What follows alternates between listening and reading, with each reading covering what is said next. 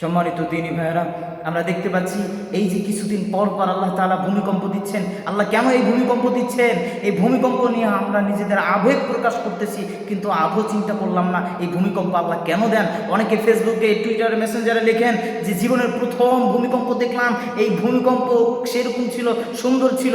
ভূমিকম্প নিয়ে কেউ উল্লসতা করে। ও মুসলমান, আল্লাহ তাআলা দুনিয়াতে ভূমিকম্প কেন দিয়েছেন এটা আমাদেরকে বুঝতে হবে। সম্মানিত দ্বীনী ভাই, এই ভূমিকম্প থেকে, এই আযাব গজব থেকে বাঁচার জন্য আমাদের কিছু আমল করতে হবে। এর অন্যতম একটি আমল হচ্ছে আমাদের যত রকমের পাপ কাজগুলো আছে, অনৈতিক কাজগুলো আছে, এই কাজগুলো আমাদেরকে ছেড়ে দিতে হবে। গোপনে, প্রকাশ্যে, আধারে, অন্ধকারে যত রকমের কাজ আছে, যত রকমের পাপ কাজ আমরা করে থাকি, দ্বীনী ভাই হাতে পায়ে ধরে বলে যাই পাপ কাজটা ছেড়ে দেব ইনশাআল্লাহ। কারণ আল্লাহ তাআলা বলছেন, যহারাল ফাসাদা ফিল বাররি ওয়াল বাহরি বিমা কাসাবাত আইদিন নাস, জলে, সমুদ্রে এবং যত স্থলে যত গুনাহ করো, এই গুনাহের কারণে তোমরা নিজে না, তোমাদের আযাব গজব, এই গুনাহের কারণে তোমরা আযাব গজব টেনে নিয়ে আসতেছো। এই যে ভূমিকম্প হয় এটা আমাদের হাতের কামাই। এই যে কিছুদিন পরে গরম উত্তপ্ত বেশি হয়, এটা আমাদের হাতের কামাই। সমাজের ভিতর অনটন দেখে, রাষ্ট্রের ভিতরে অনটন দেখা যায়, এটা আমাদের হাতের কামাই। এক কথায় আমাদের গুনাহ বেড়ে গিয়েছে। আমাদের গুনাহের কারণে এই সমস্ত আযাব গজবে আমরা স্বীকৃত হচ্ছি। সম্মানিত দ্বীনী ভাই, আমাদের এই জন্য গুনাহগুলোকে ছাড়তে হবে। 2 নাম্বার, এই ভূমিকম্প থেকে বাঁচার জন্য আমাদের বেশি বেশি তাওবা ইস্তিগফার করতে হবে, বেশি বেশি তাওবা করতে হবে, বেশি বেশি ইস্তিগফার পাঠ করতে হবে। আস্তাগফিরুল্লাহ, আল্লাহ আপনি আমাকে ক্ষমা করুন। আস্তাগফিরুল্লাহ, আস্তাগফিরুল্লাহ আল্লাযী লা ইলাহা ইল্লা হুয়াল হাইয়ুল কাইয়্যুম ওয়া আতুবু ইলাইহি।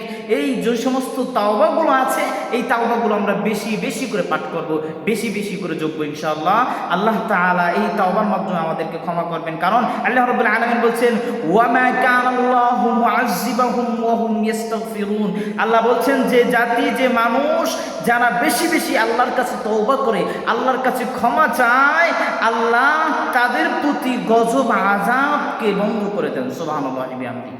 তার মানে আমাদের বেশি বেশি আল্লাহর কাছে তাওবা ইস্তিগফার করতে হবে আযাব থেকে বাঁচার জন্য, এই ভূমিকম্প থেকে বাঁচার জন্য, এই মহামারী থেকে বাঁচার জন্য আমাদের আল্লাহর কাছে বেশি বেশি করে তওবা করতে হবে, বেশি বেশি করে ইস্তিগফার পাঠ করতে হবে, বেশি বেশি করে আল্লাহর কাছে ক্ষমা চাইতে হবে। সম্মানিত উপস্থিতি, এরপরে আমাদের আযাব থেকে, এই ভূমিকম্প থেকে বাঁচার জন্য অন্যতম আরেকটি আমল হচ্ছে আমাদের বেশি বেশি করে দান সাদাকা করতে হবে।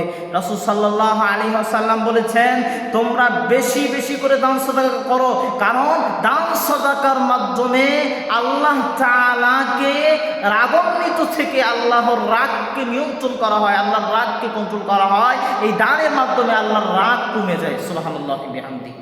এই জন্য আমরা বেশি বেশি করে দান সাদাকা করব।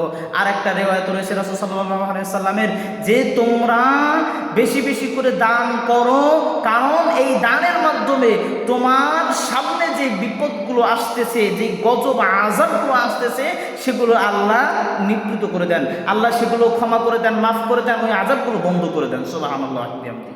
এজন্য আমাদেরকে বেশি বেশি করে দান সাদাকা করতে হবে, দান সাদাকা করতে হবে মানুষের প্রতি। সম্মানিত উপস্থিতি, আগামীর বাংলাদেশ যদি 2050 পর্যন্ত টিকে, বিজ্ঞান বলছেন আজকের সমাজে যেরকম ভাবে মানুষের গুনাহের কারণে, মানুষের কৃতকর্মের কারণে যেরকম সমাজের ভিতরে আপনার গুনাহগুলো চলতেছে, ফুরাত থেকে যেরকম নদীগুলোর পাথরগুলো শুকিয়ে যাচ্ছে, সেরকম ভাবে মানুষের গুনাহের কারণে এই 50 পর্যন্ত যদি পৃথিবী টিকে, সামনে কত বড় সাইক্লোন, কত বড় ভয়ঙ্কর কিছু আযাব গজব দুনিয়াতে আসার সম্ভাবনা রয়েছে। এই জন্য আমরা বেশি বেশি করে দান সাদাকা করব। আল্লাহর কাছে আমরা আশাবাদী, অবশ্যই আল্লাহ তাআলা আমাদেরকে এই দান সাদাকার মাধ্যমে আমাদের যত দুর্যোগগুলো আছে, যত ভূমিকম্প, আযাব গজব আছে, আল্লাহ আমাদেরকে এখান থেকে ক্ষমা করবেন ইনশাআল্লাহ। সম্মানিত উপস্থিতি, এরপরে আমরা আরেকটি আমল করতে পারি, গুরুত্বপূর্ণ একটি আমল, সেটা হচ্ছে দুরূদ পাঠ করা। রাসূল সাল্লাল্লাহু আলাইহি ওয়াসাল্লামের প্রতি দুরূদ পাঠ করবেন। রাসূল সাল্লাল্লাহু আলাইহি ওয়াসাল্লামের প্রতি ছোট ছোট দুরূদ আছে, সাল্লাল্লাহু আলাইহি ওয়াসাল্লাম। এরপর রয়েছে আল্লাহুম্মা সাল্লি ওয়া সাল্লিম আলা নাবিয়িনা মুহাম্মদ সাল্লাল্লাহু আলাইহি ওয়াসাল্লাম।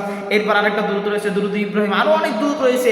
এই সমস্ত দুরূদগুলো আমরা বেশি বেশি করে পাঠ করব, কারণ দুরূদ পাঠ করলে নবী সাল্লাল্লাহু আলাইহি ওয়াসাল্লামের সাহাবী বলেছেন, যারা দুরূদ পাঠ করে ওই দুরূদ পাঠ করার মাধ্যমে আল্লাহ তাআলা তাদের গুনাহ ক্ষমা করেন, আল্লাহ তাআলা তার মর্যাদা বৃদ্ধি করেন এবং আল্লাহ তাআলা তার প্রতি রহম দান করেন। এর মানে বুঝে গেল আমরা দুরূদের মাধ্যমে আল্লাহকে খুশি রেখে, আল্লাহকে তার রাগকে কন্ট্রোল করে, আল্লাহর রাগকে নিবারণ করা, আল্লাহর রাগ নিবারণ করার একটা পন্থা হয়েছে এই দুরূদ শরীফ।